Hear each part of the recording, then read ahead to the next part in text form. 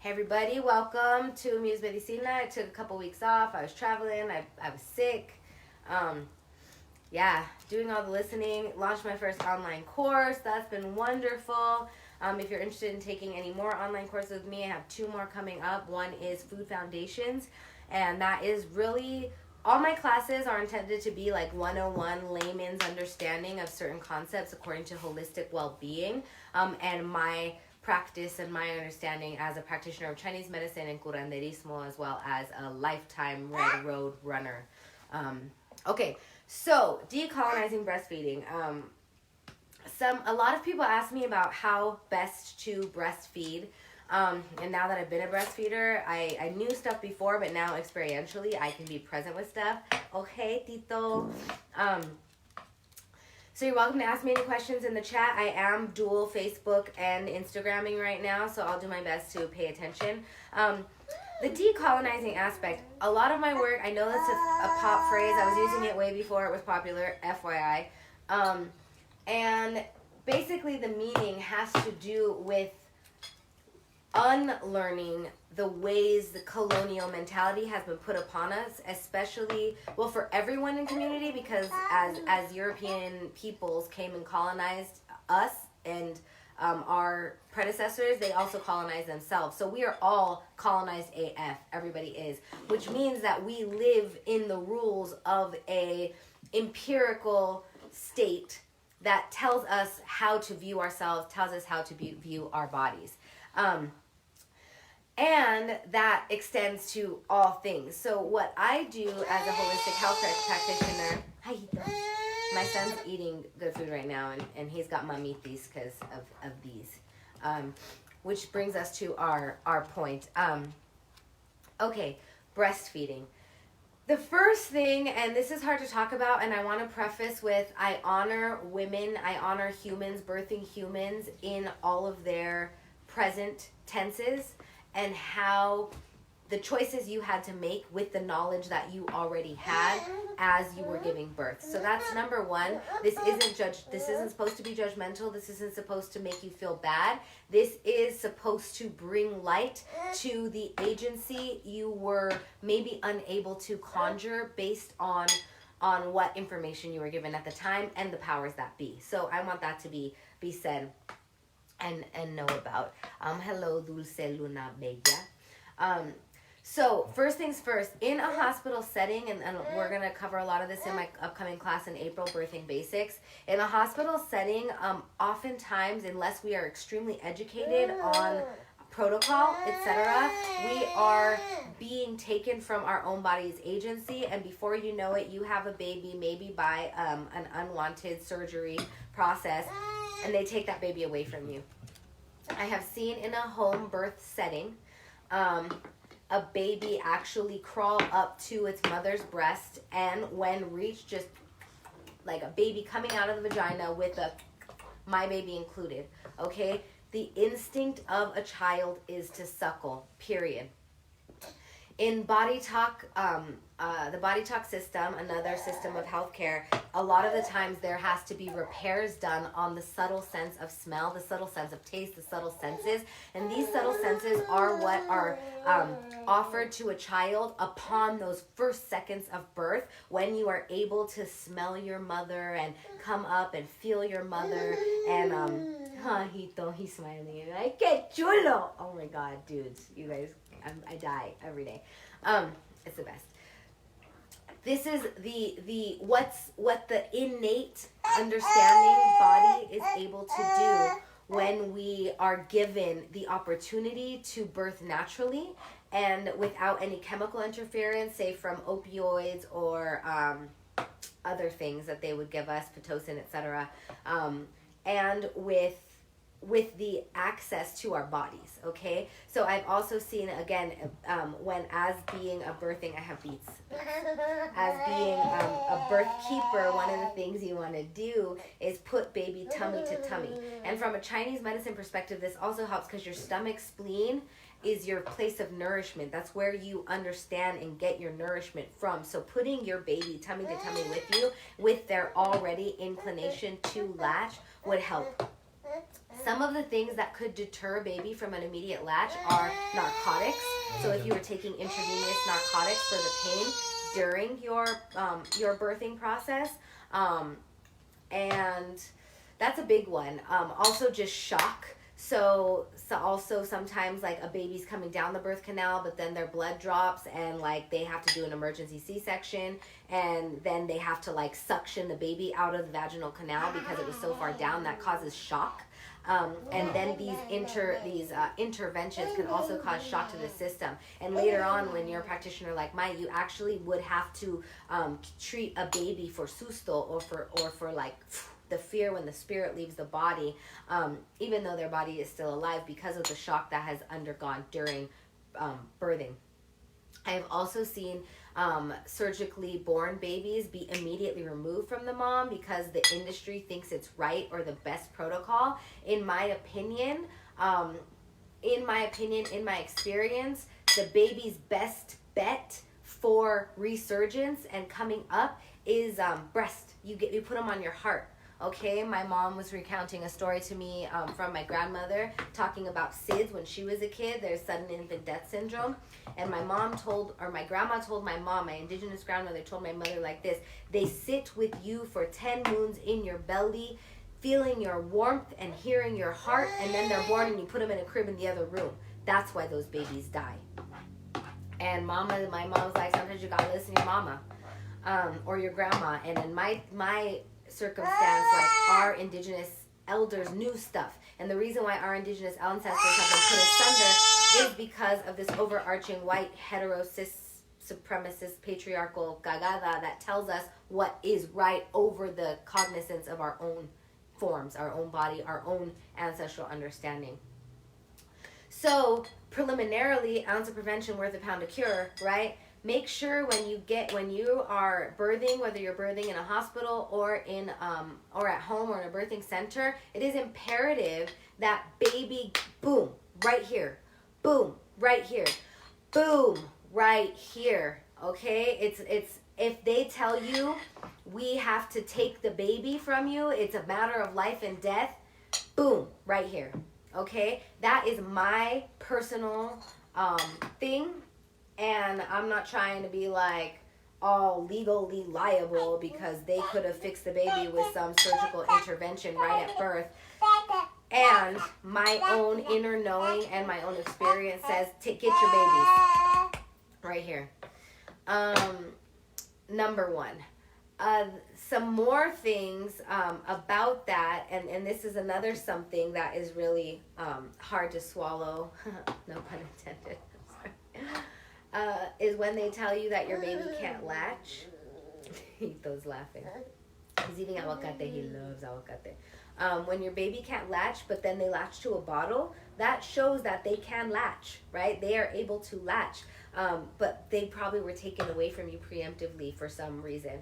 I will also share with you that according to, I can't remember where it's coming from. I've been reading a book called Placenta, the Forgotten Chakra. Placenta, the Forgotten Chakra by a Filipino lineage midwife. And she spoke of the way the placenta, this is another thing. The baby's placenta, when they cut the cord right away, there could be up to 50% of your baby's blood in the placenta. So the reason why indigenous birth keepers keep the placenta on is to get that blood, right? So if your baby is blood deficient from not having gotten all of its placental blood, that can pose all kinds of problems, developmentally, etc. Another thing is when they take them right away from you, and then they're gone for like an hour. They bathe them, which we don't recommend because of the stuff on their skin from your vaginal canal is really good for them. And if you have a surgical birth, you want to get the stuff from your vaginal canal and put it on them. It's really good for them. But they also might shoot them up with vitamin K. The vitamin K shot, which is, I will say, I read the insert, 90% polysorbate 80, which has been shown to cause neurological damage in rats in placebo-blind studies. Double-blind studies, rather. And that's like 90% plus synthetic vitamin K. And what that's supposed to do is slow the blood down to prevent any bleeding from coming down the birth canal. I did not choose to do that to my baby. And they shoot them up with a lot of shots that they say are good for them, but have formaldehyde, mercury, aborted fetal cells, and all kinds of other mess that, if you're trying to go for inoculation, could be good, but you want to wait. So I highly, highly recommend delayed inoculation, because when your baby is first coming out, there's all kinds of connecting that has to happen through the subtle sense, the subtle taste, and breastfeeding, getting the colostrum, which is the first breast milk that comes out 3 days or so before the actual letdown of milk happens. There's colostrum, and colostrum is full thick of antibodies for baby. It's like it's natural inoculation. Yes, it is so good for your babies to hold on any of that, because when their bodies are so busy trying to differentiate what the fuck just happened to them in the hospital, it could deter them from being able to latch. Imagine being just out of the womb and all of a sudden you're shot up with a billion chemicals that you don't know what, and you're taken away from the warmth of your mother. You'd be confused too, right? So I would say delay all of that stuff. I've also seen a newborn baby get taken, and not to give shots right away, but take it right away from the mom, and you're high. Like, after you give birth, you're like, whoa, you might be bleeding, there's a bunch of different things. Latching the baby on you right away can stop bleeding because of oxytocin, which constricts the uterus to stop the bleeding. So latching is going to be super duper helpful right away. But I've seen them take them to do the little test that they do on babies, which like moves their arms and moves their legs and stuff. Again, uncomfortable. Like, when your baby's born, they need to go right on you.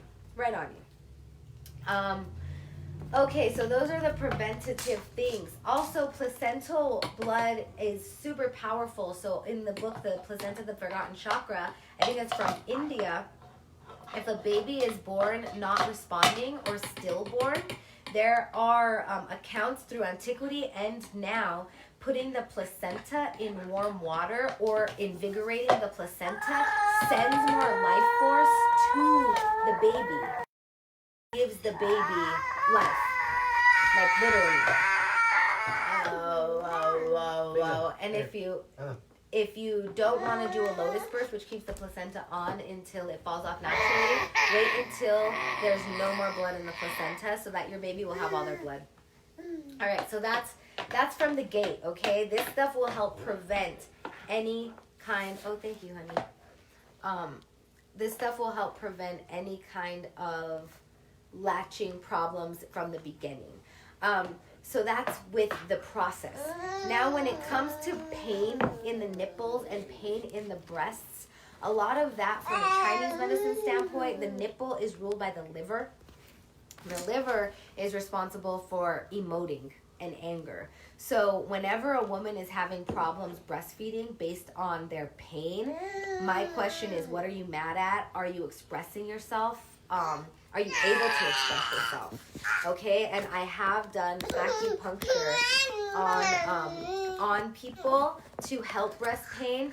And these some good points. There's a point right here. You can look it up, spleen 20. There's a point right outside the nipple that has to do with the pericardium, which is like your doors who's in and out. Okay, thank you. That's okay, that's fine. From an indigenous standpoint, I just took a postpartum class with Rayanne Madison. I highly recommend her course. It's called Postpartum Healing Lodge, and she's an Anishinaabe indigenous human from Michigan, I believe. I think that's wrong, but she's from the Middle East. Not the Middle East. What do you call it? Midwest. Midwest. Thank you. Love geography. I just got embarrassed. Oops. You know, there's reasons why we have certain expertises. Talks about the way you're treated as a postpartum human. Like the better you're treated, the more nourishment you want to give. And your breasts are a place of nourishment. This is also related to breast cancer kind of stuff, right? Like, is your heart open? Is your heart closed? Do you feel nurtured? According to Paquetani, who also does postpartum healing work, who's been my teacher, Eco Madre and Beautiful Human, from a Mexica's tradition, if you're not making enough milk, it's probably because you don't feel nourished or you're not getting enough nourishment. So some of the things you could do are eat vegetables that are high in lots of different nourishing things, a lot of fats, butter, coconut oil. I just served my family sweet potatoes, beets, and black rice. I love black rice. Black rice helps the kidneys. Black things help the kidneys to give us more life essence. So you want to be eating foods that are super rich in color, rich in nourishment, and check the people around you. Are there people around you who aren't making you feel good? Did you lose a lot of blood during birth? That's going to make you yin deficient. Yin and blood are together, which is also part and parcel of your breast milk. Really easy fix for breast milk. I've seen a beer. In my culture, beer and caldo de pollo, chicken soup and a beer. Boom. Breast milk, right in. But again, that soup. Bone broths are really good coming in. Fennel seed tea. Sorry if my baby, if you can't hear. Fennel seed tea is a really, really great way to drink fennel seed tea every day, like a little teaspoon. Or you could even just chew on the fennel seeds, and that will help your breast milk come more. So if you're already breastfeeding and you didn't have problems latching, I highly recommend making sure you're eating enough good fats, enough good nutrition, a lot of the HDL things, so fish, avocado, coconut, nuts are great, and also make sure you're cutting back on things like greasy foods, fried foods, bread. It depends on where the bread comes from, but like Wonder Bread, no. If your grandma made you some bread, eat it. Or your best friend, or you happen to be friends with the priestess, food goddess Asia Dorsey, and she makes you some einkorn fermented bread. Hell motherfucking yes. Okay? There are so many things that you can do to help your breast milk. Now, touch medicine, highly underrated medicine. Boom, boom, boom, rub the sides. This will also help prevent mastitis. My son's like, what are you doing to my boobs, Mom? He's full of stuff. We should wipe them off. So we want to like really move your breasts so that they don't get caught. It doesn't get caught. Okay. Another thing, nipples. If you haven't had babies yet, if you want to have babies, something my mom used to always tell me, because it was hard for her too, the pain in the beginning. I didn't have that problem. One, because I've been a Chinese medicine patient for a long time. I've been working on the stuff that I've held in, and that's also why I don't get menstrual pain anymore. It's nothing, no longer lives in me. Well, I've done enough healing that the emotional stuff doesn't hinder me anymore. And if it does, I can go right into it so that I can remove it. But another thing you can do is really rub your nipples right now before you have babies. If you're pregnant, get those nipples used to being pulled and tugged and stuff, because if you're not a nipple play person sexually, or if you're not a person who is easy to touch yourself, that's really going to help. Child rearing is the most intimate thing. You can let him out now. It is the most intimate thing that you'll ever experience, ever. So if you're not used to physical intimacy, it's time to get used to physical intimacy. If you're not used to emotional expression, it's time to get used to that, especially before your birthing process. Because your birthing process is going to depend on how much you're willing to release in the moment. That can be the difference between being able to birth naturally around people who you trust or not. If that's what you want. Again, I'm an agency advocate. I'm all about your body autonomy. So make your choices, but make them with as much knowledge as possible, so you can make educated decisions.